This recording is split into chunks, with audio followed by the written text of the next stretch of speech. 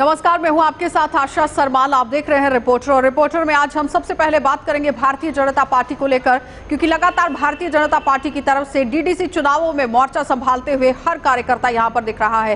क्योंकि जाहिर तौर पर आपको बताते चले कि पहले यहां पर चुग को भेजा गया, जो कश्मीर दौरे पर पहुंचे और उन्होंने अलग अलग मुद्दों को लेकर मंथन किया। लेकिन उसके बाद आज अनुराग ठाकुर जो है वो बैठकों का दौर शुरू करते हुए नजर आए, जिसमें उन्होंने दो टूक जवाब गुपकार डिक्लेरेशन को दे दिया और साथ ही साथ कई तीखे प्रहार कांग्रेस पर भी कर दिए। उन्होंने साफ कह दिया कि जो देश विरोधी ताकतें हैं उन्हें बख्शा नहीं जाएगा। और तिरंगे को लेकर जो बयानबाजी जारी की गई थी उसको मद्देनजर रखते हुए भी आज अपनी प्रतिक्रिया यहां पर अनुराग ठाकुर ने दी है। उन्होंने कहा कि काफी ज्यादा हिंदुस्तानी जो हैं वो हद तक गुजरने को तैयार हैं कि भारत माता के झंडे को कोई आंच ना आए। यानी कि काफी तरीके से हम ये भी कह सकते हैं कि जिस तरह से झंडे को लेकर बयानबाजी दी गई है तो उसमें भी उन्होंने निंदा जताई। और साथ ही ये भी बताते चले कि लगातार डीडीसी चुनावों को मद्देनजर रखते हुए काम करने की जो कोशिश की जा रही है, भारतीय जनता पार्टी अपना मोर्चा संभालती हुई नजर आ रही है। सीधे लिए चलेंगे, आपको सबसे पहले दिखाएंगे कि अनुराग ठाकुर का क्या कुछ कहना था, किस तरह से वो तंज कसते हुए नजर आए हैं और साथ ही क्या कुछ बैठक से निकलकर सामने आया है, जरा वो देख लीजिए। जो तिरंगे का अपमान करता है वो तिरंगा झंडा ये कुछ लोगों के लिए चंद गज का कपड़ा होगा, लेकिन तिरंगे की ताकत इतनी है कि 130 करोड़ हिंदुस्तानियों को एकजुट करने की ताकत तिरंगा रखता है। और तिरंगे का अपमान जम्मू कश्मीर की जनता नहीं सही। मुद्दा क्या रहेगा डीडीसी में, मुद्दा क्या रहेगा? भारतीय जनता पार्टी के सदा विकास का ही मुद्दा रहता है और इस चुनाव में भी विकास ही मुद्दा रहता है। धारा 370 ही आधार है। धारा 370 35 को समाप्त करके हमने लोगों को न्याय दिया। जम्मू कश्मीर को जो वायदा किया तो वो पूरा किया। ये अपने आप में दिखाता है कि हमने रास्ते खोले विकास के और जम्मू कश्मीर को विकास की नहीं। चलिए, तो आपने देखा कि किस तरह से बात करते हुए अनुराग ठाकुर यहां पर नजर आए हैं। जाहिर तौर पर तंज कसते हुए नजर आए हैं, क्योंकि भारतीय जनता पार्टी की तरफ से जो कवायद चलाई जा रही है उस पर बातचीत आज अनुराग ठाकुर की तरफ से की गई है और बड़ी बड़ी प्रतिक्रियाएं भी यहां पर दी गई हैं। कांग्रेस को भी उन्होंने साफ तौर पर कह दिया है कि कांग्रेस पार्टी अपना स्टैंड बताए कि क्या धारा 370 और 35 को अगर जम्मू कश्मीर से हटाया गया है तो क्या लोगों के विकास के लिए हटाया गया है, वो चाहती थी हटाना या नहीं, वो अपना स्टैंड क्लियर करे। और उसके साथ ही उन्होंने नेशनल कॉन्फ्रेंस और पीडीपी पर भी निशाना साधते हुए कह दिया है कि एक तरफ यहां चीन की मदद लेने की बात कही जाती है और दूसरी तरफ पाकिस्तान से बात करने की बात जो है वो कही जाती है। तो ऐसी ताकतों को बख्शा नहीं जाएगा और जाहिर तौर पर आम जनता को बहुत यहां पर सोच विचार करने की जरूरत है कि आखिर जम्मू कश्मीर के अंदर क्या कुछ चल रहा है और जम्मू कश्मीर की जनता जो भी फैसला लेगी वो ही माननीय होगा। चलिए, अब आपको कश्मीर लिए चलेंगे और कश्मीर के अंदर सियासत क्या कुछ दिखा रही है, किस तरह से सरगर्मियां जो हैं वो सियासत की तरफ से बटोरी जा रही हैं, क्या कुछ वहां पर पूरे सूरत हाल चल रहे हैं डीडीसी चुनावों को मद्देनजर रखते हुए। सनम एजाज हमारे वरिष्ठ संवाददाता हमें पूरी रिपोर्ट दे रहे हैं, देख लीजिए। सियासत के मैदान में गुपकार अलायंस और उस पर मरकजी वुज़रा से लेके मरकजी लीडरान की ट्विटर की बयानबाजी और फिर उस पर कश्मीर के लीडरान का जवाब और सवाल जवाब के इस कटघरे में सवाल अब यही पूछा जा रहा है कि आने वाले दिनों की सियासत क्या बन रही है।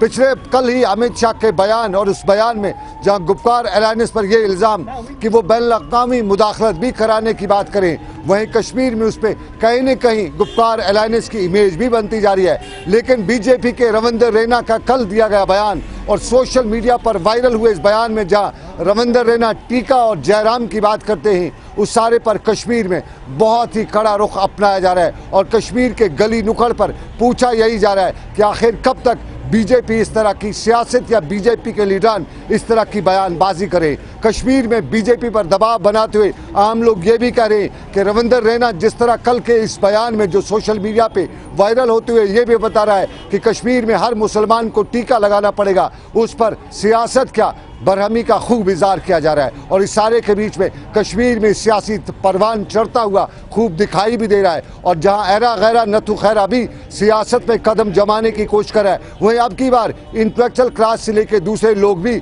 सियासत के इस पड़ाव पर अच्छी नज़र रखते हुए अच्छे लोगों की उम्मीद भी कर रहे हैं। सियासत और कश्मीर की सियासत में ये सब कुछ तो हो ही रहा है, लेकिन लाइन ऑफ कंट्रोल से लेके बॉर्डर और बॉर्डर पर अब खुदाई कहर भी और कल रात को आए बर्फानी रेले में जो आज सिचुएशन बनी उससे भी पहाड़ी इलाकों में गम गुस्से की लहर देखने को मिल रही है। फिरदौस अहमद के साथ सनम एजाज, श्रीनगर, कश्मीर। चलिए अब आपको शहर श्रीनगर लिए चलेंगे और शहर श्रीनगर से भी इरफान फाजिल हमें रिपोर्ट दे रहे हैं, क्योंकि धारा 370 और 35 से जाने के बाद यहां पर जो कारोबारी हैं वो काफी मुश्किल के दौर से गुजरते हुए नजर आ रहे हैं। पश्मीना शॉल की अगर हम बात करें, पश्मीना से जुड़े हुए कामकाज को लेकर अगर हम बात करें तो 1-1 लाख रुपए के शॉल्स जो है वो बनाए जाते थे, लेकिन कारोबारी इस वक्त किस मंदी के दौर से गुजर रहे हैं, इरफान की रिपोर्ट में। आज हम बात कर रहे हैं कश्मीर हैंडलूम के साथ साथ शॉल्स इंडस्ट्री, और वो इंडस्ट्री जो है जिसका एक ज़बरदस्त वर्सटाइल कंट्रीब्यूशन है। देखा जाए तो लगातार जबकि कोई भी सिचुएशन होती है किस तरह का यानी मूव रहता है। खुसूसन मिनिस्ट्री ऑफ टेक्सटाइल्स की अगर मैं बात करूं तो हमारे साथ शबीर अहमद डार साहब है जो कि नेशनल अवार्डी है। बहुत बहुत मुबारक शबीर साहब, आप नेशनल अवार्डी के हकदार हैं।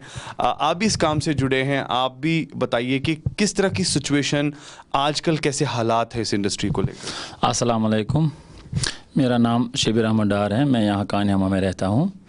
तो मैं पिछले 20 साल से इस काम से वाबस्ता हूँ, कानी शाल। तो इसमें मुझे नेशनल अवार्ड भी मिला है। पहले इसमें अच्छा प्रोसीजर होता था, जैसे मिनिस्टर ऑफ टेक्सटाइल भी हमें हेल्प कर देती थी। इवेंट आते थे, बाहर एग्जीबिशन आते थे, जैसे दिल्ली में, गुड़गांव में, हरियाणा में सूरजकुंड मेला लगता था, उसमें हम पार्टिसिपेट करते थे। तो जो मार्केटिंग का प्रॉब्लम है वो सॉल्व हो जाता था जब से। लेकिन यहाँ पे 35 ए जो टूटा है उसके बाद यहाँ पे इकोनॉमिकली हालात बहुत ख़राब हुए और उसका असर सीधा हमारे काम पे पड़ा, क्योंकि ये तो हैंडमेड काम है, लोग उसको ख़रीदते हैं। ज़्यादातर हम बनाते हैं लेडीज़ शॉल और ओवरऑल हम जेंट शॉल भी बनाते हैं कभी कभी जब ऑर्डर होता है। तो लेकिन असर पड़ा। उसके बाद कुछ हालात ठीक हुए थे काम के बारे में, लेकिन उसके बाद जब कोविड का आया तो बिल्कुल ही बिगड़ गया काम।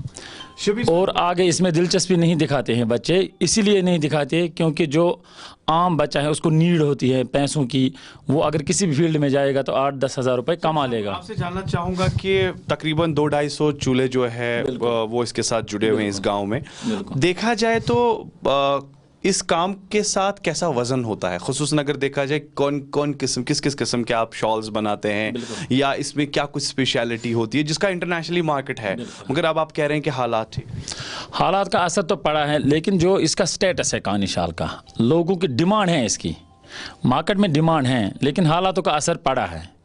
गवर्नमेंट से हम यही इल्तिजा करते हैं कि इसके बारे में सोचें, क्योंकि ये जो आर्ट है बहुत पुराना है। यहाँ कौन सा कैसा डिज़ाइन अलग अलग होते हैं, वो मैं आपको दिखाऊंगा। वो मुख्तलिफ होते हैं और उसी पे रेट डिपेंड होता है। जितना हैवी डिज़ाइन होता होगा एक शॉल स्टार्टिंग में, और महंगा शॉल जो है वो कितने तक जाता है? हाँ बिल्कुल। यहाँ पे जो हम इस वक्त बनाते हैं, स्टार्टिंग है एक शॉल का, लेडीज शॉल का 50,000 रुपये, मतलब कपड़ा मिला के। उसमें पश्मीना लगता है, वेफ्ट लगता है, वाप लगता है, और ऊपर जो जितने भी कलर्स लगते हैं वो सारे लगते हैं उसमें। और जो ये डिज़ाइन के हिसाब से वो 1 लाख तक जाता है। पश्मीने की बात कर रहा हूँ। हाँ, ये जो कानी जामावार जो है बड़ा कॉस्टली शॉल है, तो क्या यहाँ के कारीगर वो भी बनाते हैं? हाँ, यहाँ के कारीगर हर तरह के शाल बनाते हैं। हमने 2-2.5 लाख के शाल भी बनाए हैं, 2 लाख के शाल भी बनाए हैं हमने। सुनने में आया कि हालात जब ख़राब हो गए उसके बाद लोन अदायगी पूरी तरह से नहीं हुई, कहीं जगह बैंक्स ने भी प्रेशराइज किया।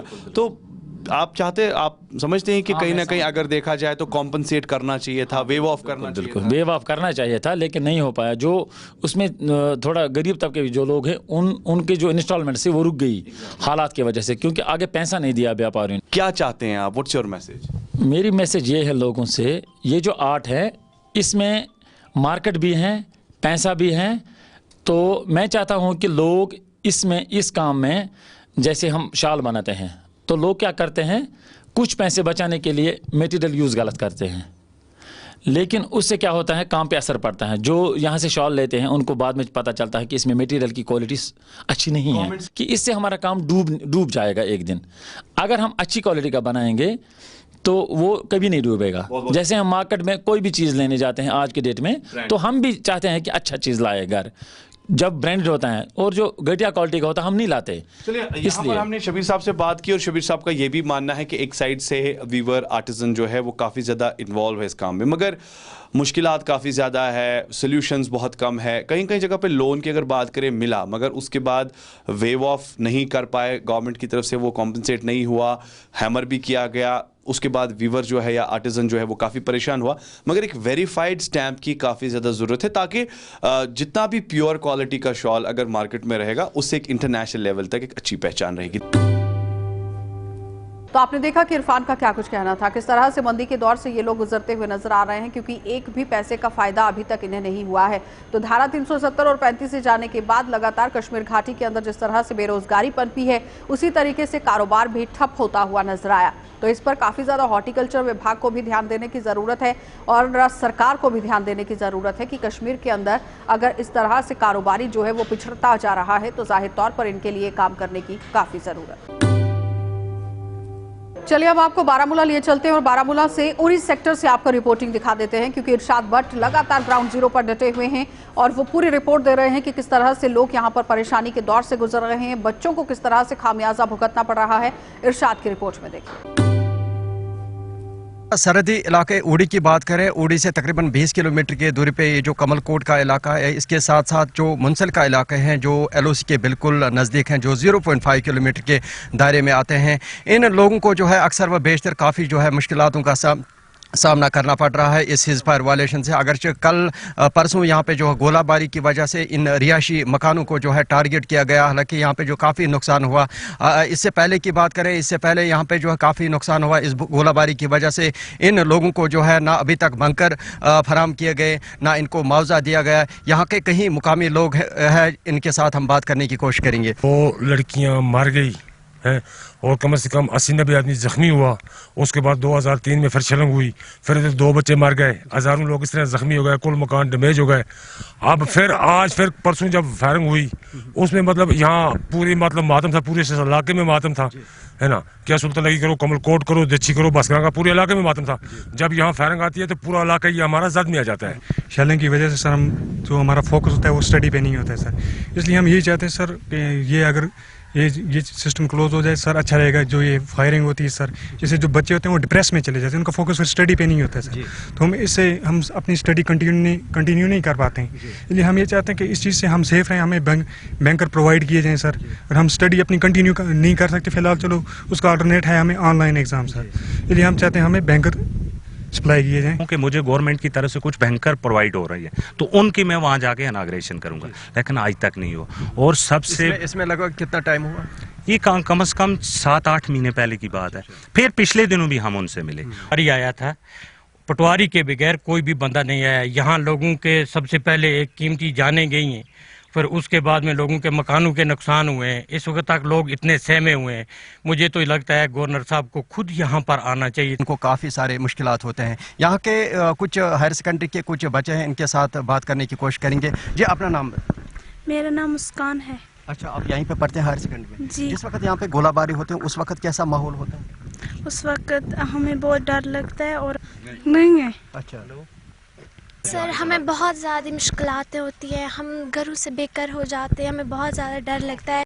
उनके पास अवेलेबल है या नहीं, आज तक मुझे ये अभी तक ये पूरा कंफर्म नहीं हुआ है। सबसे ज्यादा प्रॉब्लम मुझे अपने डिपार्टमेंट से हुई है, PH डिपार्टमेंट से। तो बाकी के हम क्या बात करेंगे। ये देखो इतने फाइलें मेरे पास हैं, ये सब जो है ये इतने ये 4th स्टेट है उन फाइलों का जो मुझे आज तक मैंने किया है, मगर अभी तक हमें कोई रेस्पॉन्स नहीं मिल रहा है।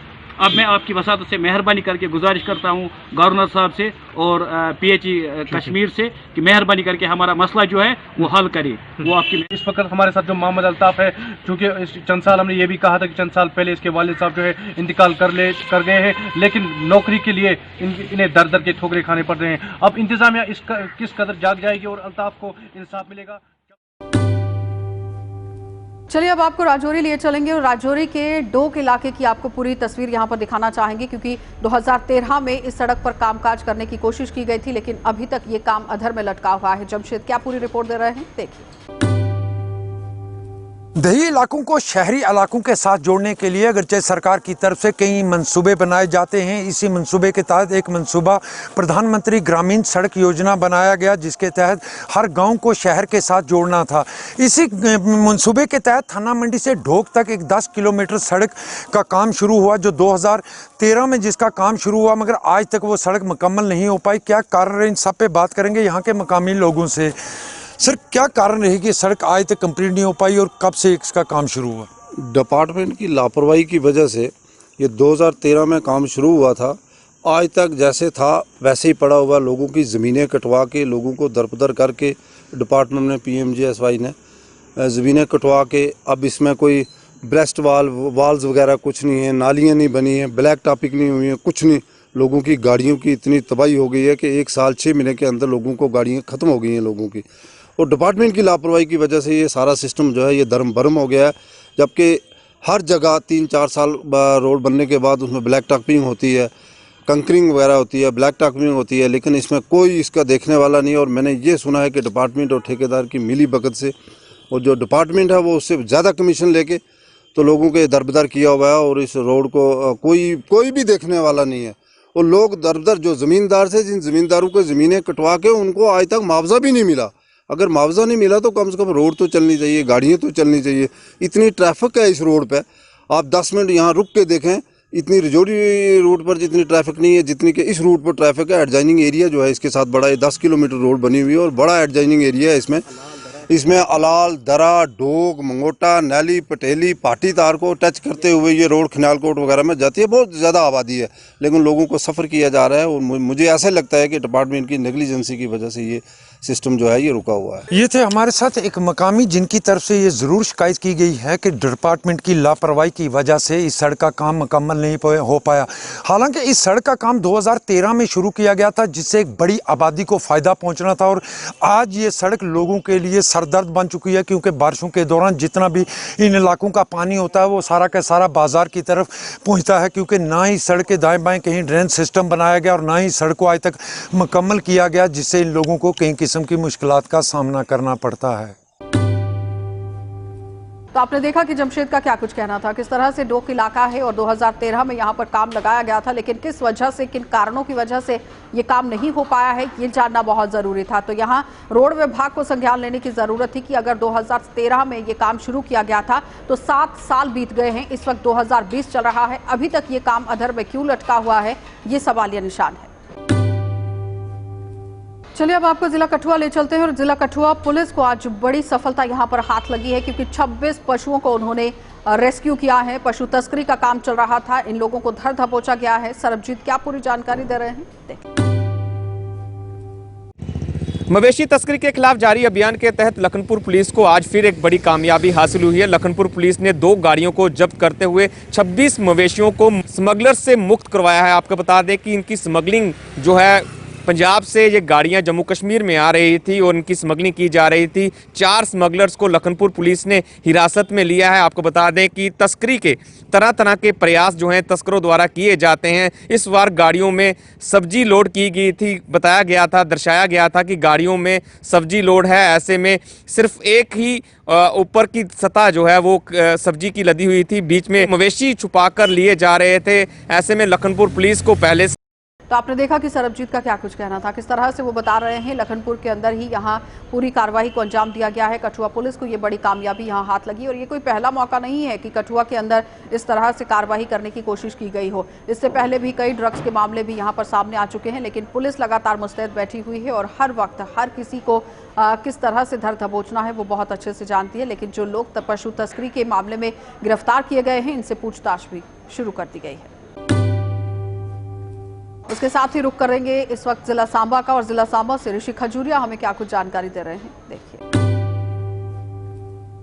तो जिस तरह से जम्मू कश्मीर यूटी में डीडीसी चुनावों को लेकर सरगर्मियां पूरी तरह से तेज हो चुकी हैं और जम्मू कश्मीर यूटी में डीडीसी चुनावों का पहला चरण होगा 28 नवंबर को, जिसको लेकर अलग अलग राजनीतिक पार्टी के जो कैंडिडेट्स हैं या फिर जो आज़ाद उम्मीदवार हैं वो लगातार अपनी नॉमिनेशंस की प्रक्रिया को पूरा करने में लगे हुए हैं और वो जनता के बीच में भी पैठ बनाने के लिए लगातार जद्दोजहद कर रहे हैं। क्योंकि जो ये कैंडिडेट्स हैं ये पूरा अपना जोर लगाएंगे कि उन्हें वोट दिए जाएं और इस डीडीसी चुनावों में वो बढ़त बनाकर आगे आए और वो जनता के काम करें। लेकिन कहीं ना कहीं जो जनता है, जो वोटर है, वो भी सोच समझकर वोट देगा, क्योंकि कहीं ना कहीं चुनावों में दावे और वादे तो बड़े बड़े किए जाते हैं, लेकिन जब वोट मिल जाता है इन नेताओं को तो फिर जनता उनको भूल जाती है।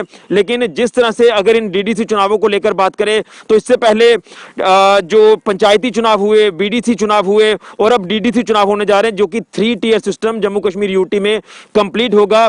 पंचायती राज एक्ट की बात करें लेकिन कहीं ना कहीं देखना यह होगा कि क्या वाकई में जो जीत कर आएगा वो जनता की उम्मीदों पर खरा उतरेगा या नहीं उतरेगा, क्योंकि लगातार जिस तरह से पंचायती चुनावों की बात कर लें या फिर बीडीसी चुनावों की बात कर लें तो इससे कोई खासा फायदा होता हुआ नहीं दिख रहा। पंचायतों को सशक्त करने की बात की जा रही है, लेकिन आज तक पंचायतों को फंड्स नहीं मिल पाए हैं। लेकिन अब देखना यह होगा कि जिस तरह से ये 3 टियर सिस्टम कंप्लीट होने जा रहा है तो वोटर्स किस तरह से जो वो इन कैंडिडेट्स को वोट देंगे, क्या वाकई में आने वाले दिनों में डेवलपमेंट बड़े स्तर पर होगी। जिस तरह से ये 3rd टियर कंप्लीट होगा तो क्या इसके बाद जो पंचायतों को सशक्तिकरण करने का जो दावा किया जाता है क्या वो वाकई में कंप्लीट होगा या नहीं होगा, ये देखने वाली बात है। और कई ऐसे मुद्दे हैं जिसके ऊपर इन नेताओं ने वोट मांगना भी शुरू कर दिया है, लेकिन उन वादों और दावों पर किस तरह से खरा उतरेंगे ये कैंडिडेट ये तो आने वाला वक्त बताएगा। लेकिन कहीं ना कहीं जनता ने भी मन बना लिया है कि सोच समझकर वोट दिया जाएगा और उसी को दिया जाएगा जो वाकई में आने वाले दिनों में उनके काम करेगा। तो लगातार सियासी सरगर्मियां जो हो पूरी तरह से तेज हो चुकी हैं और लगातार जो नॉमिनेशन फॉर्म है ये भरे जा रहे हैं कैंडिडेट द्वारा। और मैं खास तौर पर यह भी आपको बताना चाहता हूं कि जब से ये अनाउंस हुआ है कि इसमें राजनीतिक जो पार्टियां हैं वो भी इसमें हिस्सा लेंगी, तो तब से अगर बात करें चाहे वो भाजपा भारतीय जनता पार्टी हो या फिर पैंथर्स पार्टी हो, अलग अलग जितने भी पार्टियां हैं वो अब पूरी तरह से अपनी कमर कसने में लगी हुई है और नॉमिनेशन प्रक्रिया को पूरा करने में लगी हुई है। और अब वो अलग अलग जगहों पर नुक्कड़ सभाएं भी आयोजित कर रही हैं ताकि किसी तरह से जनता का भरोसा जीता जाए और वोट हासिल किया जाए। लेकिन देखना यह है कि वोट हासिल करने के बाद डेवलपमेंट किस बड़े स्तर पर ये उम्मीदवार करेंगे। फिलहाल के लिए ऋषि खजूरिया, जगत 24/7 न्यूज के लिए। चलिए और भी हमारे संवाददाता हमें रिपोर्ट दे रहे हैं, क्या कुछ पूरी जानकारी दे रहे हैं, देख लीजिए।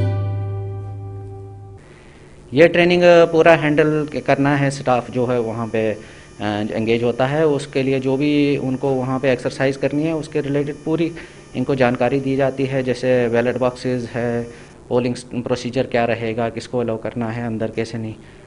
मैं फयाज मेहता, नोडल अफसर ट्रेनिंग्स हूँ।